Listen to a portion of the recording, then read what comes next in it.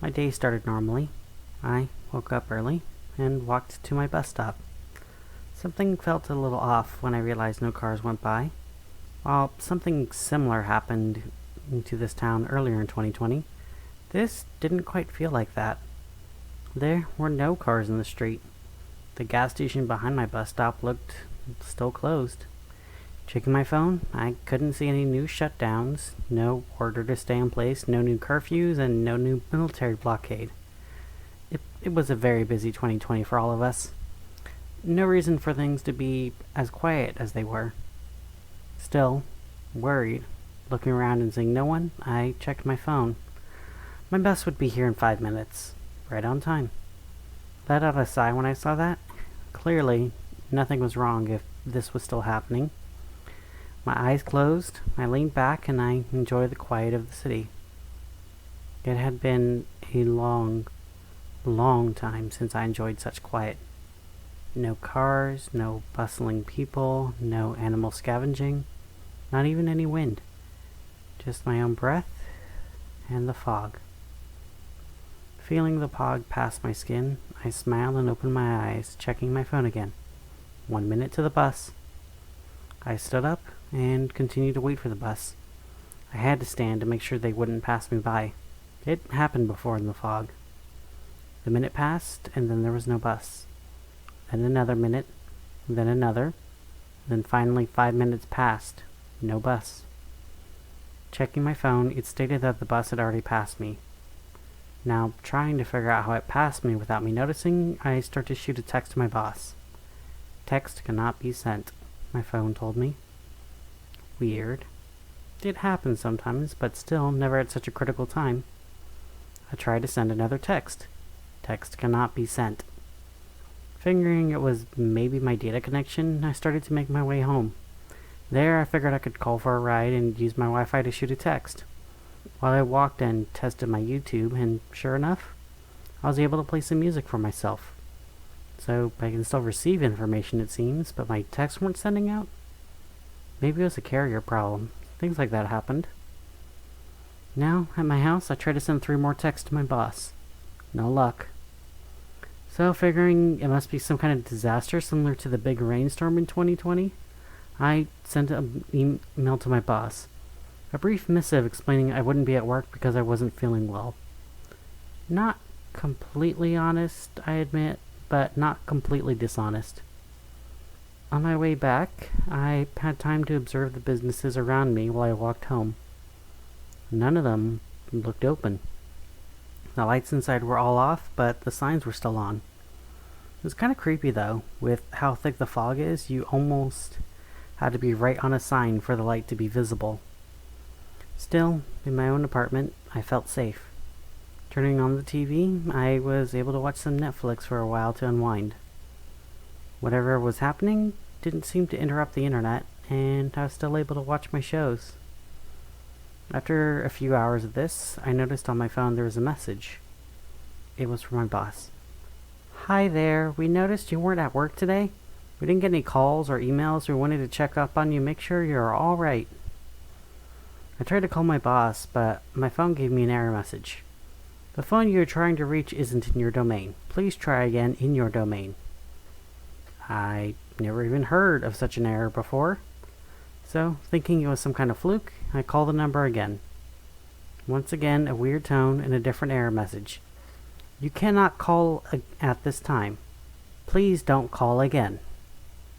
Please don't call again? What could that even possibly mean? So naturally, I tried to call a third time. This time, there was no tone, and the phone didn't even let me press call. Clearly, very weirded out, I tried to send out a text. Text cannot be sent. So, in desperation, I checked the slowest connection I have to my work. My email. Turns out, the email I sent out came back to me. Apparently, the domain I tried to send it to didn't exist. Not sure what else to try, I tried to call my mother. Once again, my phone didn't even let me attempt to call. My text couldn't send, and now more than a bit scared, I grabbed the spare key and left my house, barely pausing long enough to lock the door behind me. My mother only lived half a mile away from me. An easy walk, even in the fog.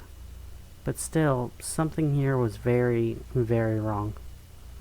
On the walk over, I can see the walk signals, the traffic signals, and even the lamp lights on. But still, no people. No one in cars, no pedestrians, no sleeping homeless people. And the weirdest thing that I just noticed, there wasn't even litter in the street. Which, if you knew anything about my hometown, that has never happened before. There was always broken glass, fast food containers, or even water bottles left by people too lazy to put in a trash can. But now, it was like my city was a set for Silent Hill. I shiver at this thought. The last thing I needed was some creepy killer demon after me. I quickened my pace to my mom's house, and still, there was no one around me. Sure, there were cars parked in driveways, but never on the street. The lamps in the street had lights, but never in the houses. I finally made it to my mom's, and sure enough, her house was dark like everyone else's. My mother was always prepared for every situation. Even in the pandemic crisis, she was prepared with masks and cleaning supplies. I am sure she was prepared for whatever was happening now. I made it to her door and unlocked it with the spare key, which was apparently unnecessary since her door was also unlocked. That just told me something was indeed very, very wrong. My mother never left the door unlocked, and there was no one in town that would possibly attack her in her own home. Going inside, I found her house empty. No mom, no sister. Their beds were made and their phones were gone. Now, in a panic, I sat myself down on the couch and thought it through. How was I going to get her help if she wasn't here? Then I remembered. We had a walk planned tonight. She was going to meet me here at her house tonight. Surely we could figure out something by then. Not sure what else to do, I kinda hung out on her couch, browsing YouTube and Tumblr. At one point, I must have fallen asleep, because I woke up to my phone ringing. My phone was ringing. Answering it, not even looking at the caller ID, I immediately shout into it. Hello? Hello? Can you tell me what's going on? There is a pause at the other end, before I hear the robotic voice. Your warranty on your car is about to expire. If you would like to extend it, please press... I hang up before the robot could finish. Apparently, even while in limbo, scam calls still got through. I checked my phone again, and I couldn't believe it. My mother tried to call me, right as I was getting the scam call. I couldn't believe what I missed. I pulled up the voicemail and listened to my mom's voice. Where are you? I'm at my house, and I don't know where you're at.